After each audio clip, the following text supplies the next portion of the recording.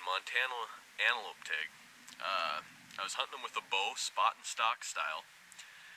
Took 2 different trips, both to the eastern side of the state. I had a lot of fun. I had Brody Cahill behind the camera the first trip, and then I got together with my dad actually, and he filmed the second trip. He had a lot of fun. This is the trip that actually hooked him on out-of-state hunting, so it was a lot of fun, and I really hope you enjoy the episode.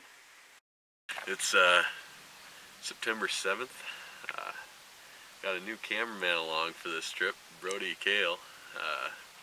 We're at an antelope here in Montana, and we've been driving around for about an hour and a half now, and finally spotted a really nice one.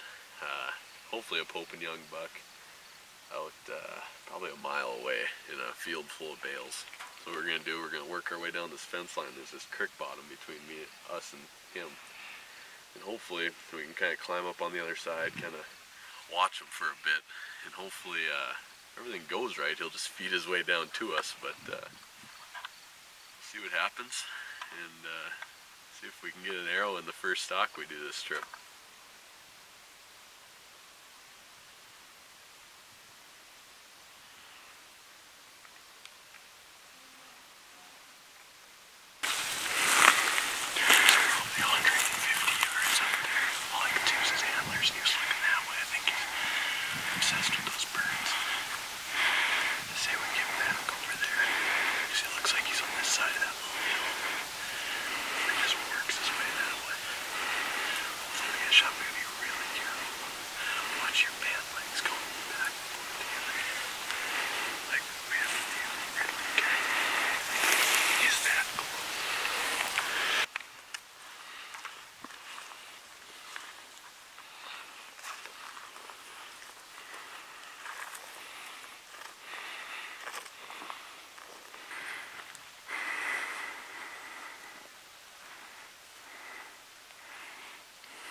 But we went up over this hill and got down in this creek bottom, and we were really hoping that he'd just keep following the edge of the creek, kind of how that field went.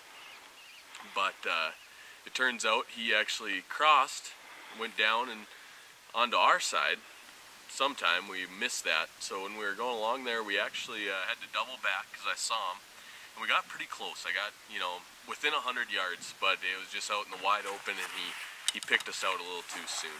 Yes. And you can just see him running across the field out there, and a nice buck, but good first stock for antelope, and good experience, and learned a lot, so we were hoping to have many more opportunities the rest of the trip. It's September 7th. This is our second stock of the day. We drove by. Didn't even get the binoculars on, we didn't slow down. Saw a big buck off the road, so we drove in all the way around, and we're gonna loop up over the hills here. Hopefully get a look at him, kind of see what he's doing, and looked like he was all by himself, so might need to use the Montana decoy a little bit, or a little more wind now than the first stock we had, so let's see if we can get it done.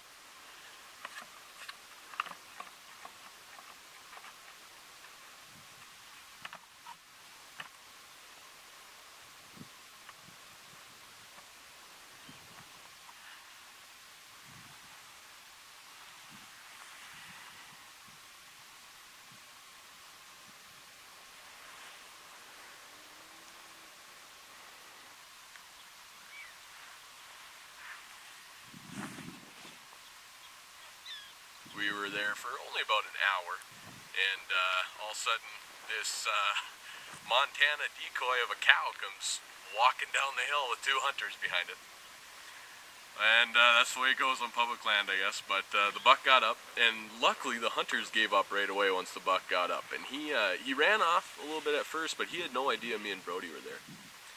And so he actually, as you can see, kind of just slowly works his way up the hill out of this pasture. And we knew there was more public ground that direction, and that's actually the direction our pickup was in. So we decided, you know what? Let's just take our time, take a little breather here, and let's follow them and see if we can get back on them.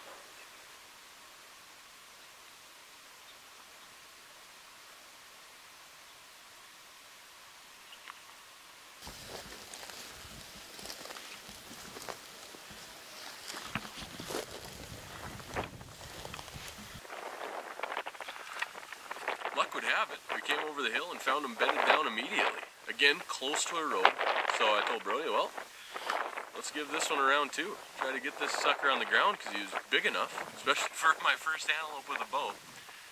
And so Brody stayed back again, and I was moving closer. And just so happened I was going across kind of an open spot. I was sneaking around right behind him so he couldn't see me.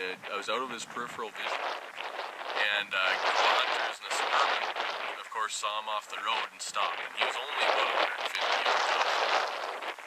So when they stopped, he kind of went on high alert and actually stood up. Like I said, I was out in the wide open when he did that, so he turned and busted me pretty quick too. And then he made his way to some private land. So we had to go find another one, but it was a pretty good first day. Coffee going.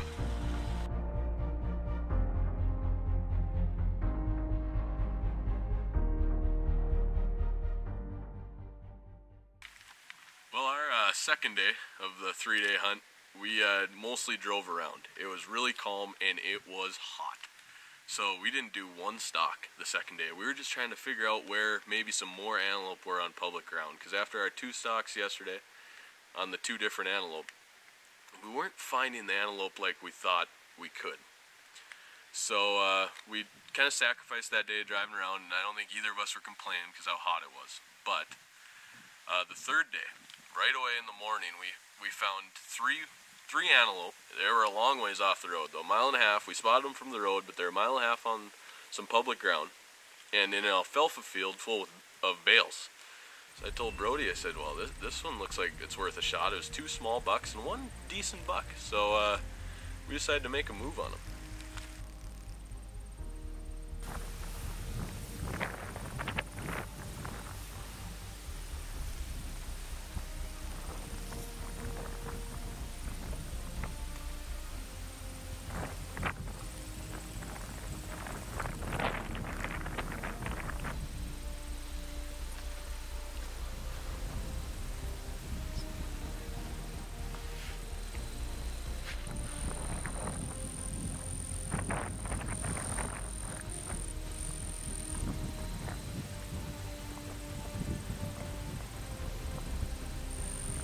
Well, once we got down there, Brody stayed by the fence, and I crawled out onto the field.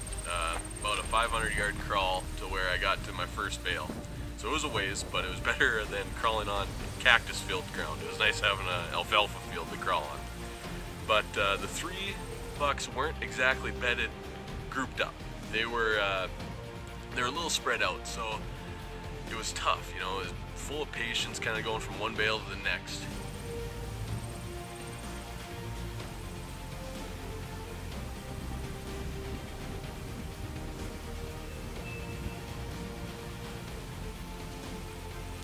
I got about 100 yards away from the big one, and somehow he saw me. I must have peeked out behind the bale at the wrong time. But so then there was 2, and they were small, but you know what? We were about 4 hours into the hunt at this point. So I tried to signal to Brody that, you know what, I'm going to take one of these 2 if I get close enough.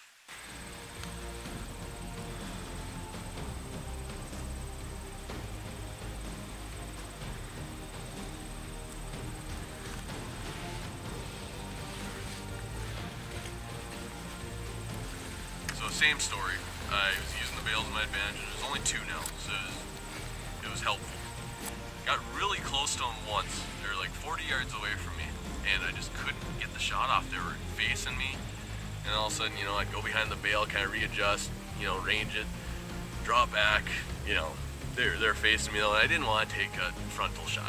I didn't have the confidence, I guess, and ended up that we didn't get them. They busted me, just like the first one, and that was the end of our 7-hour stalk that day. So we weren't able to go after any more that trip, but I knew I was going to be coming back in a couple weeks with my dad. It's September 21st. We're out for our 2018 antelope hunt here south of Glendive, Montana. We just spotted some on a rock outcrop behind us here. Like 4 of them, one pretty nice buck. This is our second time back. I got my dad behind the camera this weekend, so looking to have a fun weekend, see if we can get it done on our first stalk.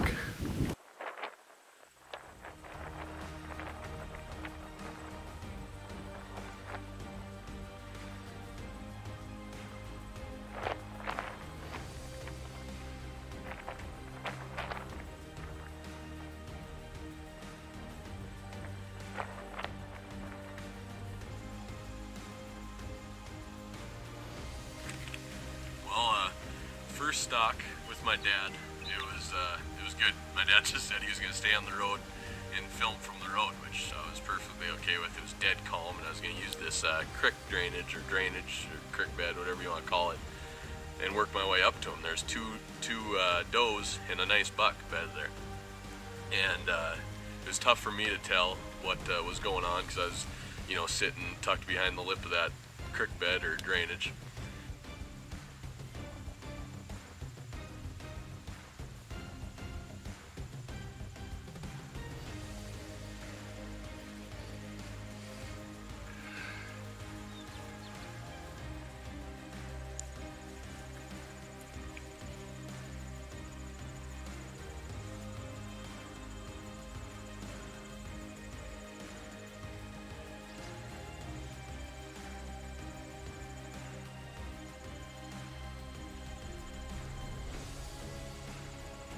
And you can see that the doe actually gets pretty close to me a couple times, but the buck never does. And there was one point there where the buck, I could tell he was close enough to shoot, and I just felt the wind right at the back of my neck. And I said, oh no, and I bet it was, you know, 30 seconds later, doe takes off running, buck takes off running. And you just gotta love when that happens to you. I mean, that's why archery hunting's so hard, I guess.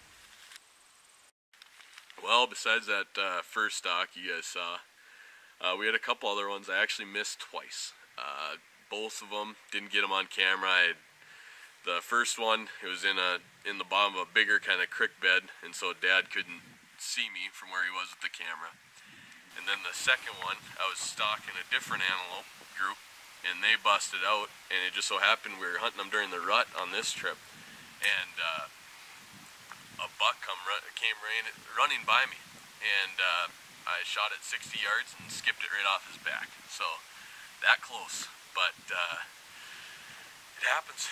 And I went home empty-handed from Montana that year, and trust me though, I'm hooked on antelope hunting now. It was really cool seeing those antelope in the rut, and I cannot wait to get back to Montana, Wyoming, wherever it may be, to go after those speed goats again.